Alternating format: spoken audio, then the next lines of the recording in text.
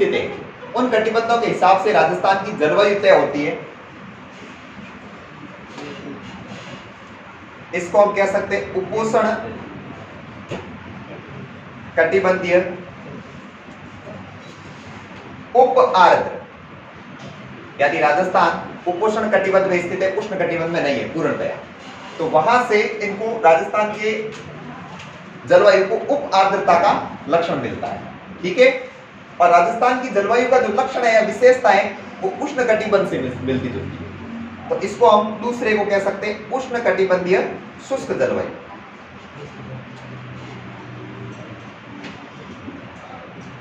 शुष्क उष्ण कटिबंधीय इसलिए कहते हैं कि राजस्थान उष्ण कटिबंध में स्थित नहीं है, लेकिन राजस्थान की जलवायु की खासियत उष्ण कटिबंधों से मिलती जुलती है। इसका कारण यह है कि राजस्थान का भौगोलिक क्षेत्र इसको ज्यादा गर्म बनाए रखता है, इसलिए इसकी जो जलवायु है उष्ण कटिबंधों से मिलती है। और उपोष्ण कटिबंधीय उप आर्द्र का मतलब है राजस्थान के कुछ क्षेत्र ऐसे हैं जहां की जलवायु उपोष्ण कटिबंधों से मेल खाती नहीं, वहां पे बहुत अधिक मात्रा में वर्षा होती है, जो कि भूमध्य रेखा के आसपास के क्षेत्रों की विशेषता है। इस प्रकार राजस्थान की जो औसत जलवायु है वो उप आर्द्र और शुष्क से मिलकर बनती है राजस्थान की जलवायु शुष्क उप आर्द्र। ना तो सिर्फ आर्द्र कह सकते हैं, ना उप आर्द्र ना शुष्क। ये राजस्थान की औसत जलवायु है इन दोनों विशेषताओं के कारण कि उपोष्ण कटिबंध में स्थित है इसलिए उप आर्द्र, और उष्ण कटिबंधीय जलवायु से विशेषताएं मेल खाती है गर्मी ज्यादा रहने के कारण। इन दोनों विशेषताओं को मिलाकर राजस्थान की औसत जलवायु रहती है शुष्क उप आर्द्र। ये राजस्थान की जलवायु की विशेषता हुई।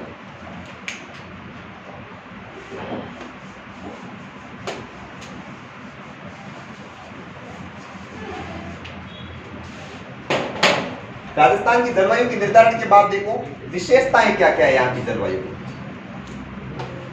राजस्थान की जलवायु की जो विशेषताएं ये अपने असत्य सत्य वाले कथनों में या फिर कूट वाले प्रश्नों में फिर काम आने लायक चीज है, या फिर हम सब्जेक्टिव टाइप में कोई रिटन पेपर देते हैं तो वहां पे इसका खास रोल रहता है।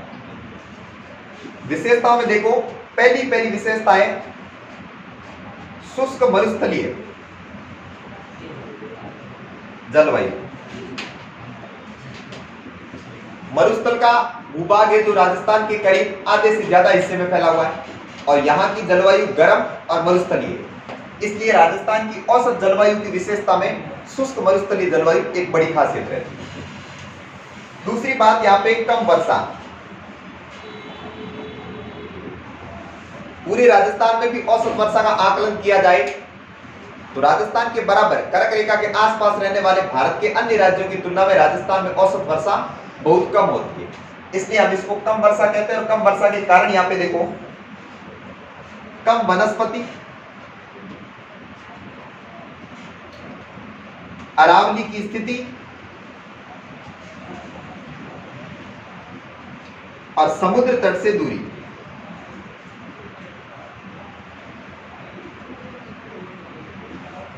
वनस्पति, अरावली पर्वत और समुद्र तट से दूरी तीनों के तीनों जलवायु के निर्धारक तत्व होते हैं। तो राजस्थान में कम वर्षा वाली जलवायु होने के कारण क्या हुए, एक तो हमारे यहाँ पे वनस्पति की कमी है, एक अरावली पर्वतमाला इस प्रकार स्थित है जिसकी स्थिति मानसून के समांतर है। राजस्थान में पश्चिमी क्षेत्र में कम वर्षा आने का जो कारण है वो अरावली का मानसून के समांतर होना है, और पश्चिमी मरुस्थलीय क्षेत्र में जब वर्षा न्यूनतम होती है तो औसत जलवायु में औसत वर्षा की गणना में यह आंकड़ा कम हो जाता है और राजस्थान कम वर्षा वाला क्षेत्र रह जाता है।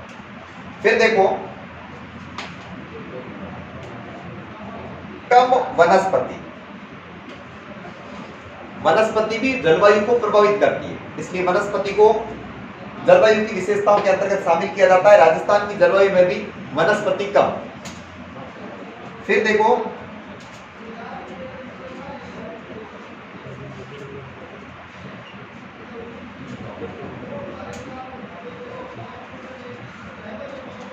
गर्मी के दिनों में राजस्थान में गर्मी अधिक पड़ती है और सर्दी के दिनों में राजस्थान में सर्दी अधिक पड़ती है। और सिर्फ ऐसा ही नहीं है, सर्दी के दिन में भी अगर धूप निकली तो यहाँ गर्मी बढ़ जाती है, और सर्दी की रात सवेरे को ठंड जैसा महसूस होता है। इसको कहते हैं दैनिक तापांतर। 4 डिग्री 40 डिग्री वाला मामला कि राजस्थान में सवेरे 4 बजे जब तापमान 4 डिग्री पे होता है, 4 या 5 बजे, ये मॉर्निंग का टाइम होता है जिस समय तापमान न्यूनतम रहता है 4 या 5 बजे, और दिन के 2:30 से 3 बजे तक तापमान 40 डिग्री से प्लस हो जाता है। ये सर्दी के दिनों के हालात है। पश्चिमी राजस्थान में अपने जैसलमेर, और जैसलमेर नहीं भी पहुंचे तो जोधपुर के भी उस हिस्से तक जो जैसलमेर से सीमा बनाता है वहां तक की हालात है। सुबह के समय में बर्फ जमने के हालात, 4 डिग्री तक तो पानी जम जाता है और 40 डिग्री तक तेज धूप हो जाती है, पसीना बराबर। तो ये जो है दैनिक तापांतर कहलाता है कि भाई तापमान के बीच में इतना ज्यादा अंतर, 24 आवर में टेम्परेचर कम या ज्यादा होने का जो अंतराल रहता है उसको तापांतर कहते हैं। और राजस्थान के पश्चिमी क्षेत्र में सर्वाधिक दैनिक तापांतर पाया जाता है। कौन से जिले में? जैसलमेर जिले में। ये राजस्थान की जलवायु की औसतन विशेषताएं हैं। आर्द्रता कैसी है यहाँ पे?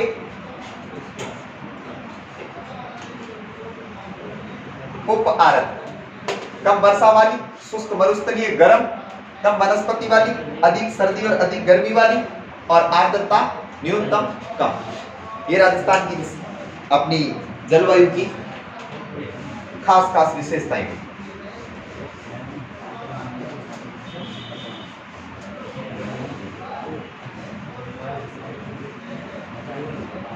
जलवायु की विशेषताओं के बाद राजस्थान की जलवायु का वर्गीकरण।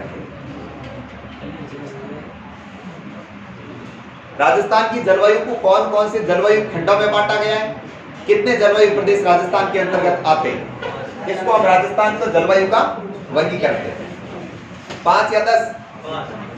5। तो राजस्थान in की जलवायु को हम एक तरीके से नहीं, 2 तरीके से वर्गीकरण करके पढ़ते हैं। एक प्रकार का है सामान्य वर्गीकरण,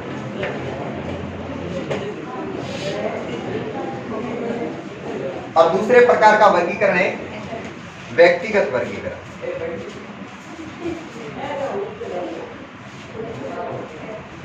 वर्गीकरण का मतलब है राजस्थान के कौन से क्षेत्रफल में किस प्रकार की जलवायु है और वहां के जलवायु प्रदेश का नाम क्या है। एक सामान्य वर्गीकरण का मतलब है नॉर्मली पढ़ते हैं किसी व्यक्ति के अनुसार नहीं, और व्यक्तिगत वर्गीकरण का मतलब है खास खास व्यक्ति भूगोलवेत्ता जिन्होंने राजस्थान की जलवायु को अध्ययन करने के बाद कुछ भागों में बांटा, वो वाला हम व्यक्तिगत वर्गीकरण में पढ़ते हैं। देखो सामान्य वर्गीकरण के हिसाब से राजस्थान में जलवायु खंड है 5। जलवायु खंड कितने हैं? 5। जलवायु खंडों को जलवायु खंड भी कहते हैं, जलवायु प्रदेश भी कहते हैं, और राजस्थान का जलवायु विभाग भी कहते हैं। विभाग, खंड और प्रदेश तीनों शब्दों का प्रयोग होता है, और ये प्रयोग प्रकार कितने हैं? 5। एक यहाँ पे कंफ्यूजन की चीज आती है कभी कभार कि राजस्थान में कृषि जलवायु खंड, कृषि जलवायु खंड कितने रहते हैं? 10। राजस्थान में कृषि जलवायु खंड तो 10 है,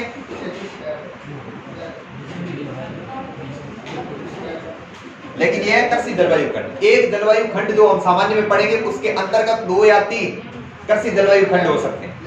किस क्षेत्र में किस प्रकार की कृषि ज्यादा होती है, कहीं पर शुष्क होती है, कहीं पर अधिक पानी में होने वाली कृषि होती है, मिट्टियों के आधार पर भी उसका वर्गीकरण होता है। राजस्थान के सभी क्षेत्रों में एक जैसी मिट्टी भी नहीं पाई जाती, ना बराबर वर्षा होती है, तो कृषि की भी परिस्थितियां अलग अलग रहने के कारण 10 कृषि जलवायु खंड है। जबकि राजस्थान का सामान्य जलवायु वर्गीकरण है उसके अंतर्गत 5 प्रदेश है, 5 खंड है या फिर 5 भाग। और ये 5 भागों को वर्गीकरण का जो आधार है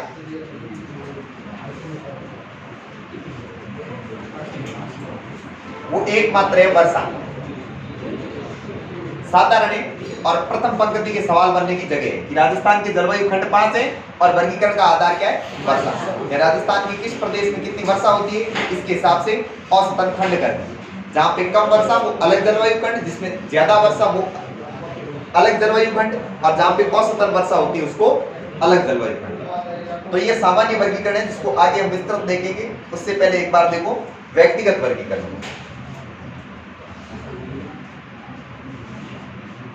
हम व्यक्तिगत वर्गीकरण के अंदर 3 व्यक्तियों के वर्गीकरण को देखेंगे जिन्होंने वैश्विक जलवायु का वर्गीकरण किया। तो राजस्थान में उन्होंने कैसी जलवायु बताई। हालांकि आवश्यक नहीं कि 3 लोगों ने अध्ययन किया, अधिक लोगों ने भी किया होगा, लेकिन मानक रूप से हम तीनों का ही अध्ययन करते हैं।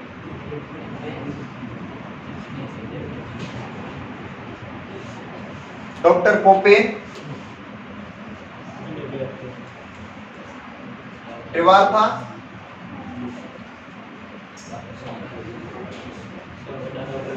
और थारनबेट, इन तीनों ने व्यक्तियों ने राजस्थान के कुछ जलवायु खंडों की बात करी है, प्रत्येक खंड की अलग विशेषता बताई और इनके अपने विशिष्ट आधार भी है कि किन आधार पर इन्होंने जलवायु को बांटा है, तो इसका हमको अध्ययन करना है।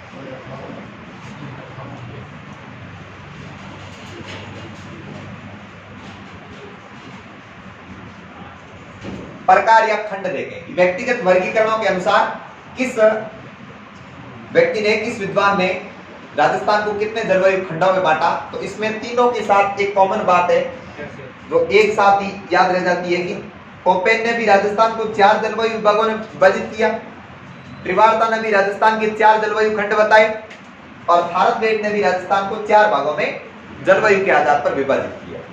ये एक कॉमन बात है, तीनों व्यक्तियों में एक कॉमन बात है। दूसरा है आधार, जैसे सामान्य वर्गीकरण का आधार हम वर्षा लेते हैं, वैसे ही कोपेन ने जलवायु के अलग अलग विभाग बनाने के लिए कौन कौन से आधारों की बात की, तो इसमें भी एक कॉमन बात तीनों में आ जाती है। कोपेन, ट्रिवार्था और थारनबेट ने एक आधार कॉमन लिया था और वो है, कौन सा रहता है, वर्षा।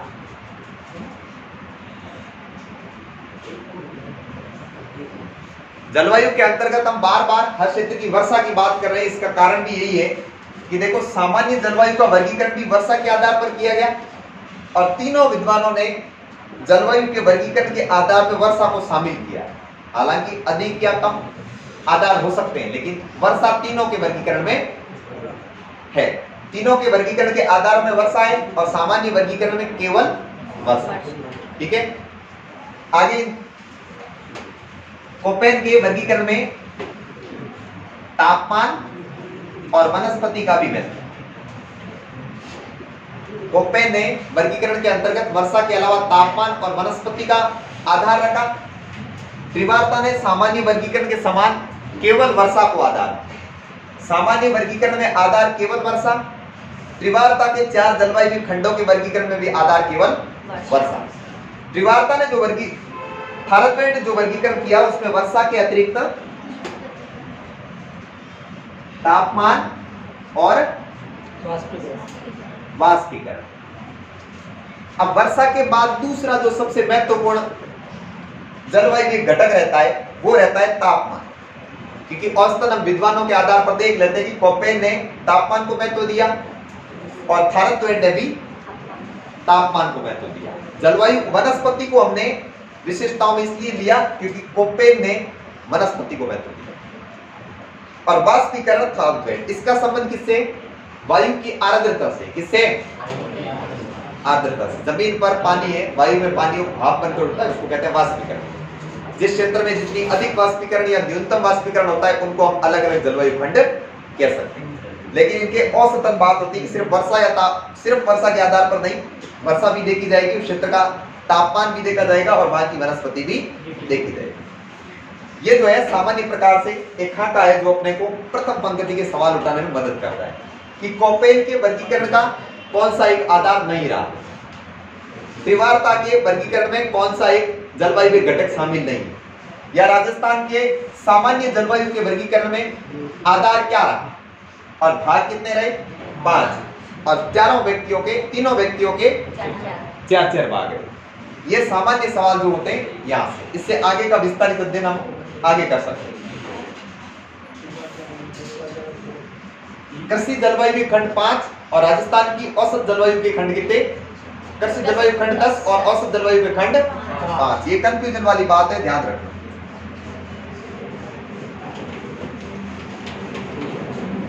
वर्षा सभी प्रकार के जलवायु वर्गीकरणों में शामिल है। सामान्य वर्गीकरण और त्रिवार्ता के वर्गीकरण में वर्षा ही एकमात्र आधार है, जबकि कोपेन और थारनबेट के वर्गीकरण में भी वर्षा उपलब्ध आधार है। अब देखो, सबसे पहले हम राजस्थान की जलवायु का सामान्य वर्गीकरण देखते हैं। कि सामान्य रूप से राजस्थान की जलवायु को कितने भागों में बांटा गया है। तो ये वर्गीकरण में अपने आधार 5 देख लिए थे, आधार, वर्षा और प्रकार 5 देख लिए थे। अब इन पांचों जलवायु खंडों को हम देखते हैं कि कौन कौन से।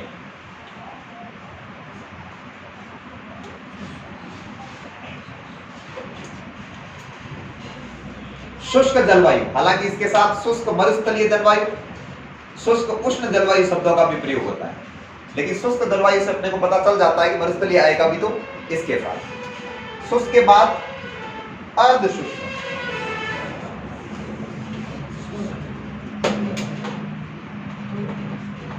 इन शब्दों से ऐसा लग रहा है राजस्थान के भौतिक प्रदेश पढ़ रहे हैं, शुष्क मरुस्थल और अर्ध शुष्क मरुस्थल, और इसमें गलत भी कुछ नहीं है।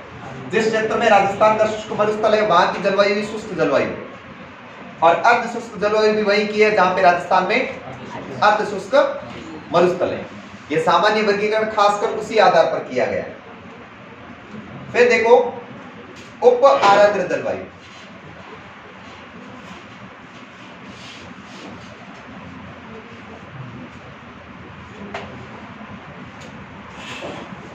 आर्द्र जलवायु, इनके नामों में परिवर्तन हो सकता है कि शुष्क जलवायु कटिबंध, शुष्क जलवायु प्रदेश, शुष्क जलवायु क्षेत्र या खंड हो सकता है, लेकिन मूल नाम इनका यही रहता है कि आर्द्र जलवायु, और अंतिम रहता है अति आर्द्र जलवायु।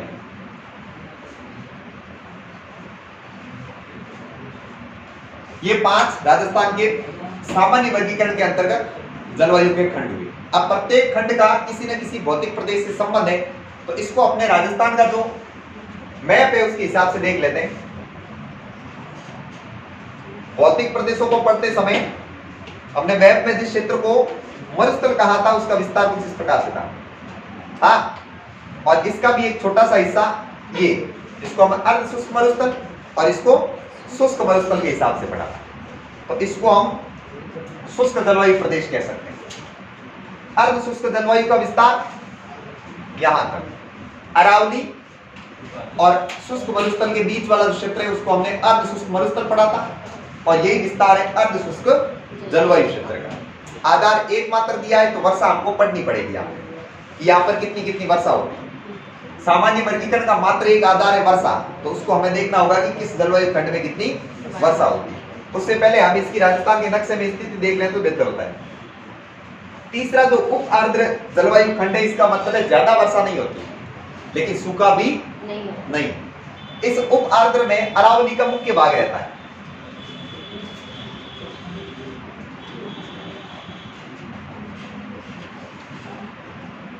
तीसरे, हालांकि अर्ध शुष्क जलवायु प्रदेश के अंतर्गत भी अरावली का वृष्टि छाया प्रदेश रहता है। वृष्टि छाया का मतलब जानते हो? देखो हमने पहले शब्दों में समझा था, अभी इधर देख लो, जैसे ये पर्वत है, इस ओर से मानसून आता है,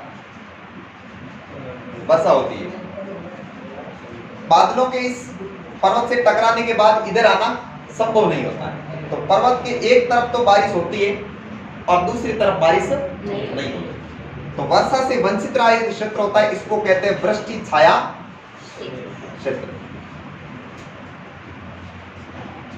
अरावली का वृष्टि छाया क्षेत्र किसमें शामिल रहता है? अर्ध शुष्क जलवायु के अंतर्गत, जबकि अरावली पूरी की पूरी उप आर्द्र जलवायु का क्षेत्र है। यानी हम इस तरफ से पश्चिमी रेगिस्तान की तरफ से अरावली पर जाएंगे तो अरावली के इधर वाले हिस्से पर ज्यादा बारिश नहीं होती, और यहाँ पे जलवायु, यहाँ पे जो पेड़ पौधे पाए जाते हैं वो भी अर्ध शुष्क मरुस्थलीय विशेषताओं वाले होंगे। हमारे यहाँ वाली काफी कंटीली वनस्पति इस ओर मिलेगी, जबकि अरावली के पूर्वी और दक्षिणी हिस्सों में ढलान वाले क्षेत्रों में जाएंगे तो वहां पे हमें अलग किस्म के पेड़ पौधे मिलेंगे। इसका कारण ये है, ये अलग अलग जलवायु खंड हो गए। अरावली का इधर वाला हिस्सा यानी पश्चिमी रेगिस्तान वाला, और अरावली का पूर्वी और दक्षिण वाला हिस्सा, दोनों में अलग अलग रहती है। तीसरे नंबर का जो है उप आर्द्र जलवायु, ये विशेषता अरावली प्रदेश में रहती है। और फिर आर्द्र जलवायु यानी गीला क्षेत्र,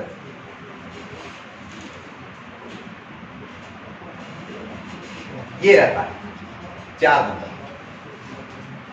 आर्द्र, और अंतिम रह जाता है अति आर्द्र, ये 5 नंबर। ये राजस्थान का सामान्य वर्गीकरण है जलवायु का, जिसमें देखो शुष्क जलवायु प्रदेश के अंतर्गत वर्षा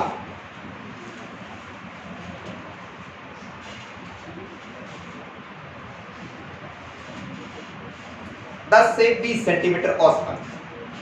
हमने जब राजस्थान के भौतिक प्रदेशों को पढ़ा तब भी हमने देखा था कि शुष्क जलवायु प्रदेश यानी कि शुष्क मरुस्थल के अंदर अधिकतम वर्षा कितनी होती है? 20 सेंटीमीटर। और अर्ध शुष्क जलवायु प्रदेश और शुष्क जलवायु प्रदेश को अलग करने वाली भी अपने रेखा कौन सी? 20 सेंटीमीटर। इनको देखो जलवायु प्रदेशों, भौतिक प्रदेशों में अर्ध शुष्क मरुस्थल और शुष्क मरुस्थल को अलग किसने किया था? 25 सेंटीमीटर सम वर्षा। वर्षा के आंकड़ों में अगर 20 की जगह 25 आ जाए, 25 की जगह 20 आ जाए तो इसमें ज्यादा अंतर नहीं रहता। जैसे कि हमने हाड़ौती की औसत वर्षा के लिए 60 से लेकर 80 तक के निम्न आंकड़े लिए थे और कुछ आंकड़े 100 या 120, जिसमें से अधिकतम 120 रहता है।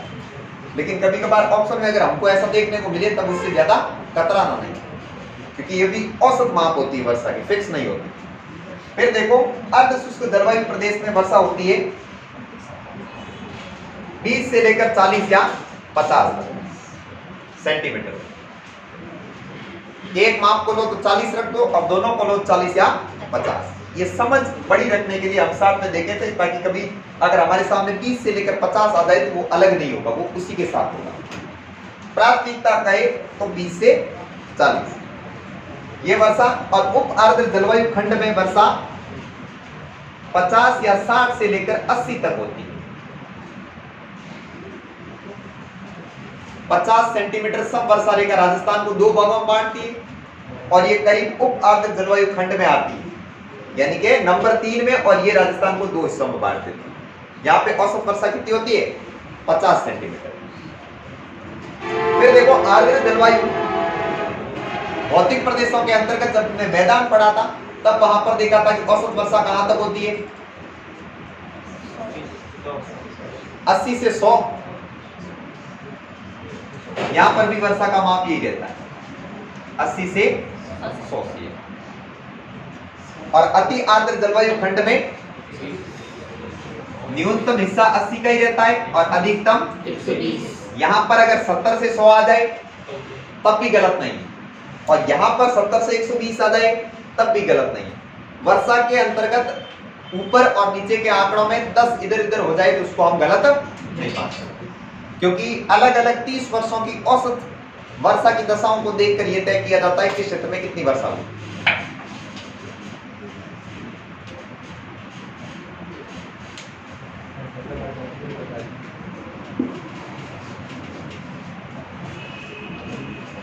एक चीज सामान्य वर्गीकरण में और वर्गीकरण की बच गई कि इन क्षेत्रों में पहले तो जलवायु खंडों में वर्षा कितनी होती है, दूसरा ये जलवायु खंड कौन से भौतिक प्रदेश के समकक्ष है, कौन से भौतिक प्रदेश के समकक्ष है। इससे वर्गीकरण ज्यादा आसान हो जाता है, नक्शे से भी ज्यादा।